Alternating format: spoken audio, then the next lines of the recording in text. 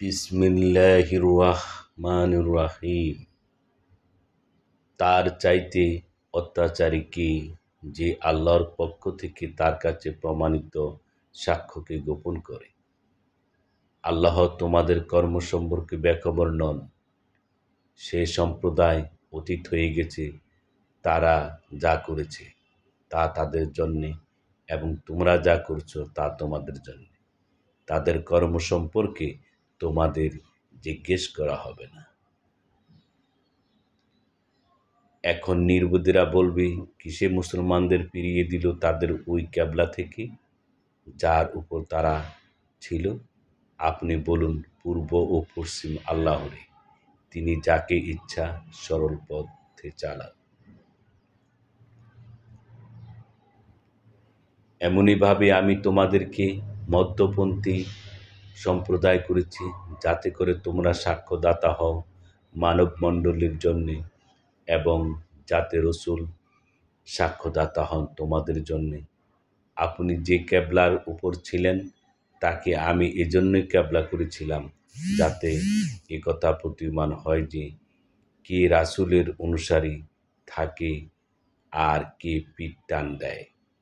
নিশ্চিতই এটা কঠোরতর বিষয়, কিন্তু তাদের জন্য নয় যাদেরকে আল্লাহ পথ প্রদর্শন করেছেন।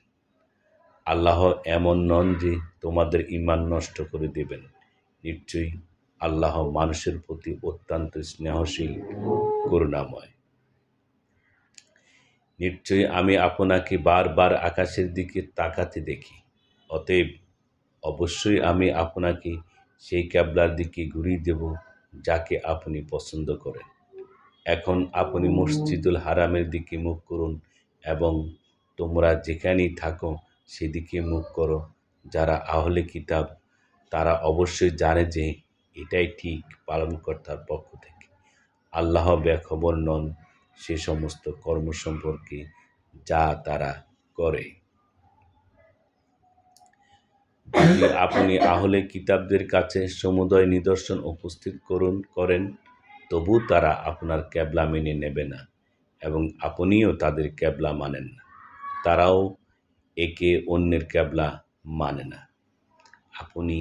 যদি আপনি তাদের বাসনার অনুসরণ করেন সেই জ্ঞান লাভের পর যা আপনার কাছে পৌঁছেছে, তবে নিশ্চয়ই আপনি অবিচারকারীদের অন্তর্ভুক্ত হবেন।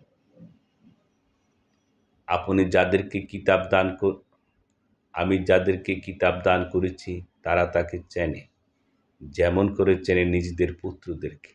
আর নিশ্চয়ই তাদের একটি সম্প্রদায় জেনে শুনে সত্যকে গোপন করে। বাস্তব সত্য সেটাই যা তোমার পালনকর্তা বলেন, কাজেই তুমি সন্দিহান হইও না। আর সবার জন্য রয়েছে ক্যাবলা এক এক দিকে, যেদিকে সে মুখ করে ইবাদত করবে। কাজেই সৎ কাজে প্রতিযোগিতামূলকভাবে এগিয়ে যাও। যেখানেই তোমরা থাকবে আল্লাহ অবশ্যই তোমাদেরকে সমবেত করবেন। নিশ্চয় আল্লাহ সর্ব বিষয়ে ক্ষমতাশীল।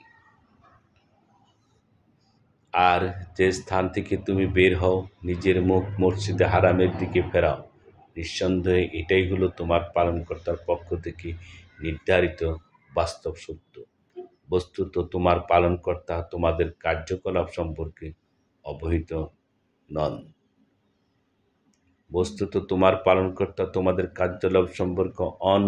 অবহিত নন।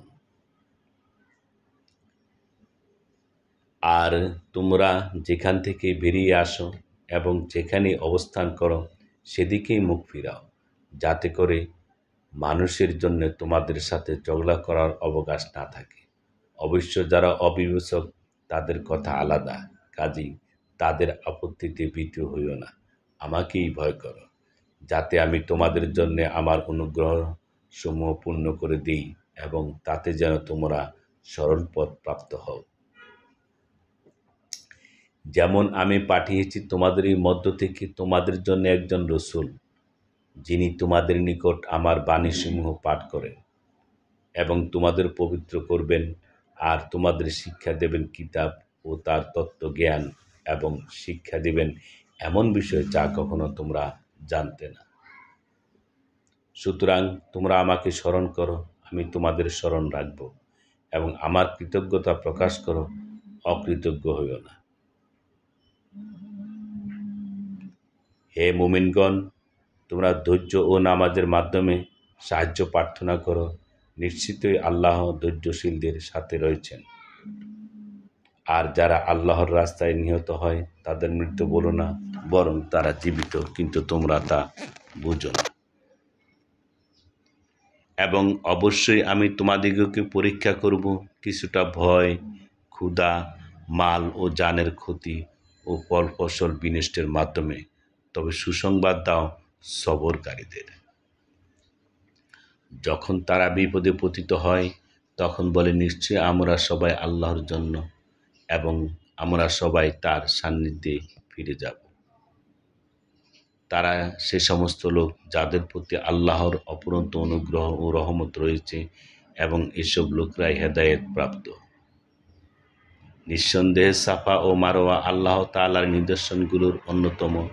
সুতরাং যারা কাবাগর হজ্জ বা উমরা পালন করে তাদের পক্ষে এই দুটিতে প্রদক্ষিণ করাতে কোনো দোষ নেই, বরং কেউ যদি স্বেচ্ছায় কিছু নেকির কাজ করে তবে আল্লাহ তাআলার অবশ্যই তা অবগত হবেন এবং তার সে আমলের সঠিক মূল্য দেবেন।